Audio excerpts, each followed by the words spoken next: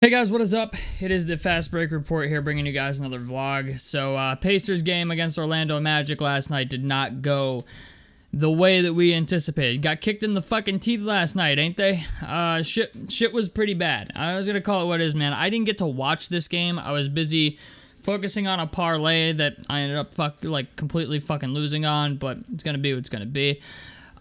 People are finally, after last night's loss to Orlando, I think people are finally getting the picture. I don't say the things that I say just to be a Debbie Downer. I say the things I say because I understand where this team is.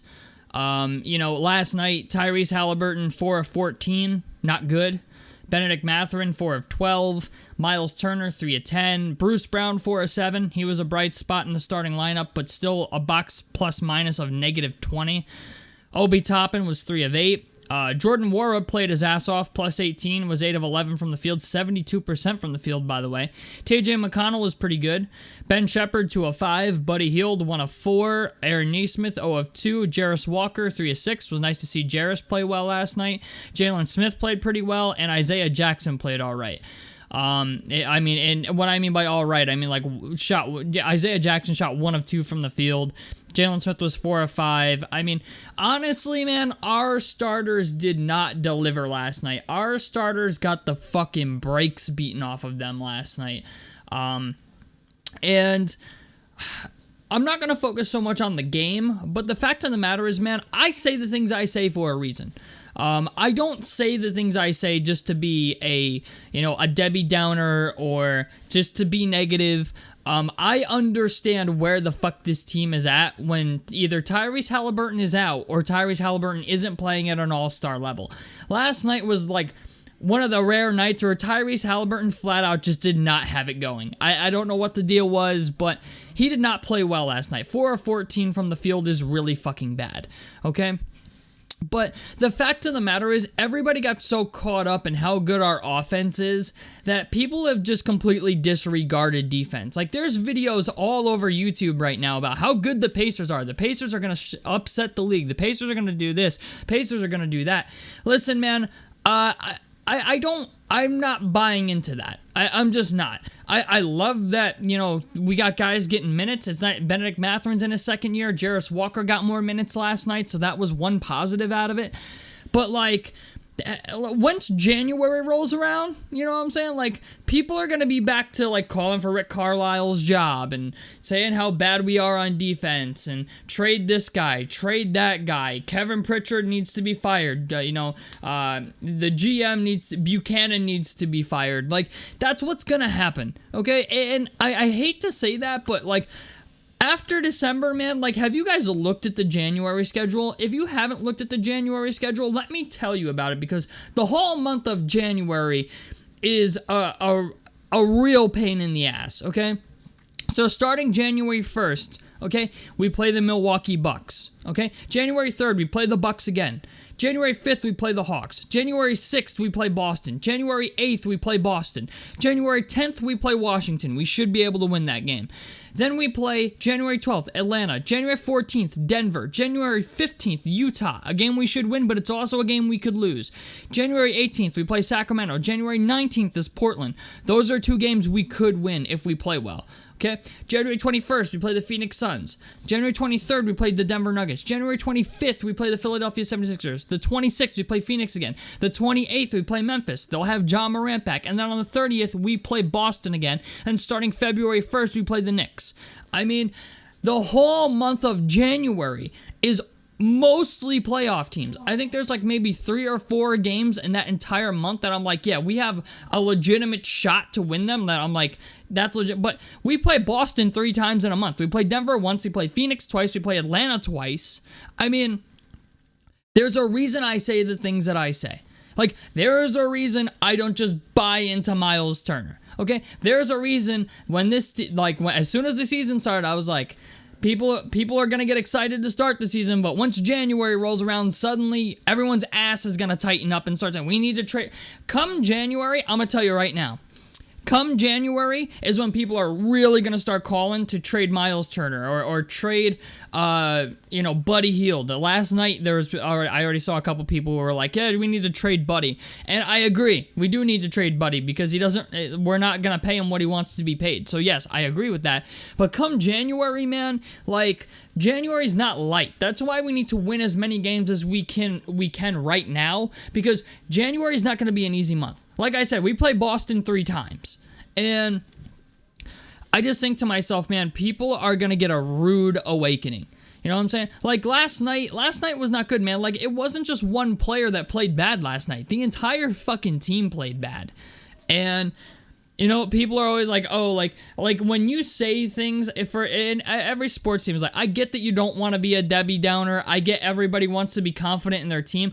But the fact of the matter is, if you shut down Tyrese Halliburton, this team is lucky if they can win 20 fucking games. Okay? And I hate to say that, but that's what the team is. If you take Tyrese Halliburton off this team, they are like a 20-win basketball team. 25 if you're being nice. And it's amazing how much better Tyrese Halliburton makes everybody look. If anything, a lot of our success is basically accredited to Tyrese Halliburton, but now people finally understand what this team is like when Tyrese Halliburton just flat out does not play well.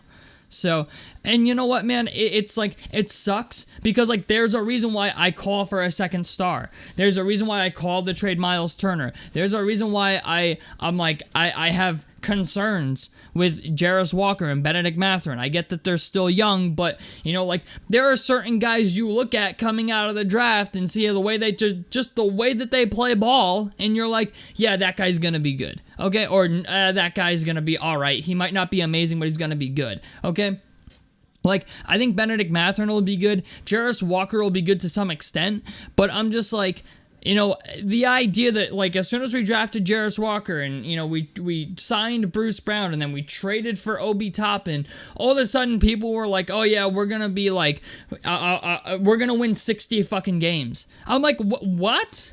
Like, I saw people saying we were going to win, like, 55 games. And I'm like, okay, like, that's fucking insane. Sorry, I don't believe it. 55, 60 games? Like, are you fucking high? Like, don't get me wrong.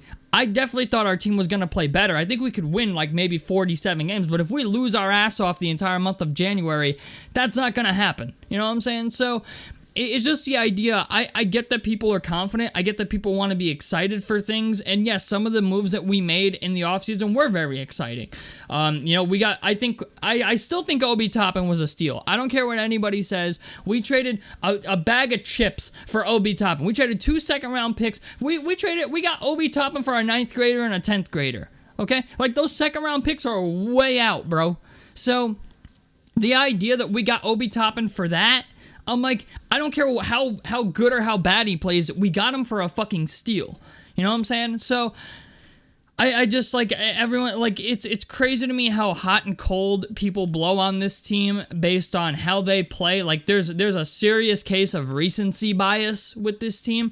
And yeah, we're right now the number 2 offense in the NBA, but, like, after last night we're number 2, but we're also 27th on defense. And for whatever reason, people just seem to think defense just flat out doesn't matter if you can put the ball in the fucking hole. And that's not true. Okay? Most teams don't make I'm going to call it what it is. Most teams don't make an Eastern Conference Finals if their defense is not at least in, like, the top 15, top 10.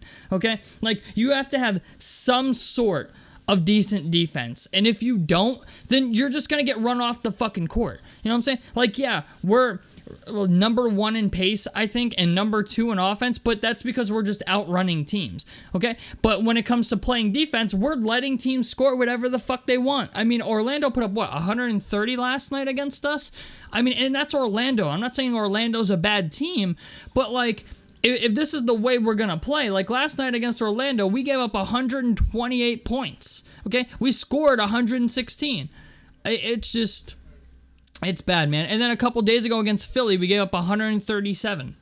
Granted, we won the game after that, but it's just the idea, like, if you're going to score a lot of points, you got to prevent the other team from scoring a lot of points, okay? Otherwise, it's kind of null and void. You know what I'm saying? So that's the problem with this team, is the idea. Like, I still like Aaron Nesmith. I still think Aaron Nesmith was very good, a very good signing for the team. Jalen Smith has improved. Like, there are guys on our team showing promise, but it's just the idea, like, I feel like people have delusions of grandeur that, like, we're going to be this perennial fucking title contender when we're not. Like, a lot of people seem to think we're gonna be like a top 4, top 3 seed in the East, and that's just not happening. I'm sorry, it's not.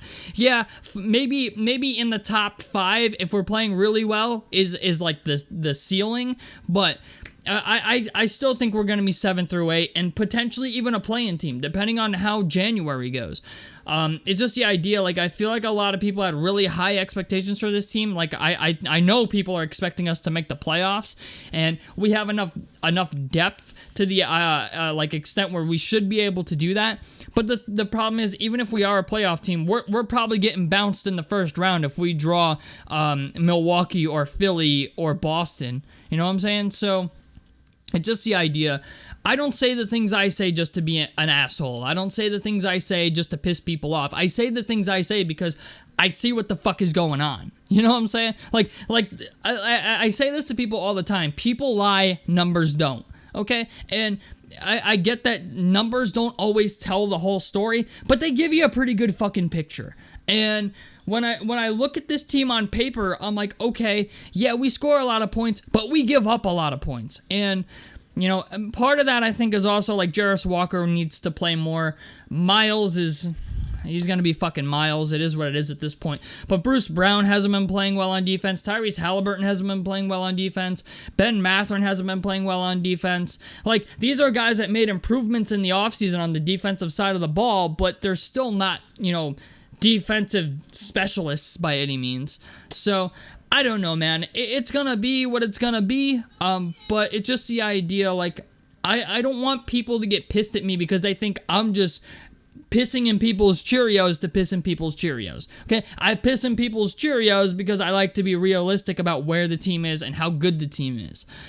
Even if people don't like to hear that. Okay? Like, I've always been one to say that I'm wrong. Okay? I made the video about Pascal Siakam saying I was wrong. I made the video about Shaedon Sharpe saying I was wrong. And if I'm wrong about the fucking Pacers, you know I'll make a video saying I was wrong about the Pacers. But right now, at the current point in time, the team does not look good. Okay? Like, people, for whatever reason, like, I've even had comments, oh, the number 1 offense in the league is terrible? Yes, it's terrible. Okay? Because you can put up all the points you want. If you can't stop anyone from fucking scoring, then, yeah, you're terrible. So, I don't know, man. At the end of the day, it's going to be what's going to... Like, Houston, like, just to show you how much defense matters, Houston has a top 10 defense in the NBA this year, and they're, I think, ranked 12th in offense or some shit like that, right?